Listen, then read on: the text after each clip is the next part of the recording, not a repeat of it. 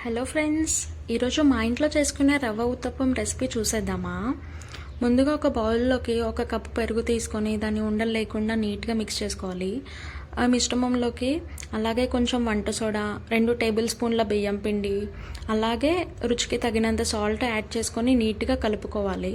So నేను ఇక్కడ salt చేయించడం మర్చిపోయాను. సో మీకు రుచికి తగినంత మీరు యాడ్ చేసుకోండి. మనం ఏ కప్పుతో అయితే పెరుగు తీసుకున్నామో అదే కప్పుతో సుజీ రవ్వ కూడా తీసుకొని యాడ్ చేసుకోవాలి. యాడ్ చేసుకొని నీట్గా వాటర్ వేస్తూ మిక్స్ చేసుకోవాలి.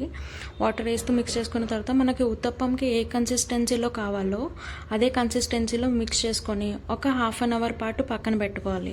హాఫ్ అన్ అవర్ పాటు పక్కన పెట్టుకున్న తర్వాత మనం ఒక పొయ్యి మీద పెనం పెట్టుకొని అది వేడైన తర్వాత ఒక పెద్ద గరిటెడు పిండి తీసుకొని ఉత్తప్పంని కొంచెం స్ప్రెడ్ చేసుకోవాలి. మరీ ఎక్కువగా స్ప్రెడ్ చేయక్కర్లేదు, కొంచెం స్ప్రెడ్ చేసుకొని దాని సైడ్స్ నుంచి అంచుల నుంచి ఆయిల్ వేయండి. ఆయిల్ వేసుకున్న తర్వాత మనం ముందుగా తరిగి పెట్టుకున్న క్యారెట్, ఉల్లిపాయ, పచ్చిమిర్చి, కొత్తిమీర తరుగుని ఉత్తప్పం పైన యాడ్ చేసుకోవాలి. ఇది యాడ్ చేసుకోవడం వల్ల ఎంతో టేస్టీగా ఉంటుంది.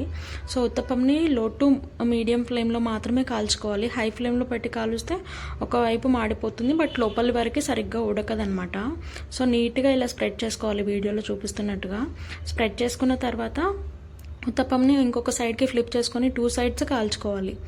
సో నాది ఇక్కడ కొంచెం చెరిగిపోయింది, బట్ టేస్ట్ వైజ్గా బాగుంది అండ్ బాగానే వచ్చింది. చూడండి, నేను ఇక్కడ 2 ఉత్తప్పంలు వేసుకొని తింటున్నాను. చాలా టేస్టీగా ఉంది. Bye bye.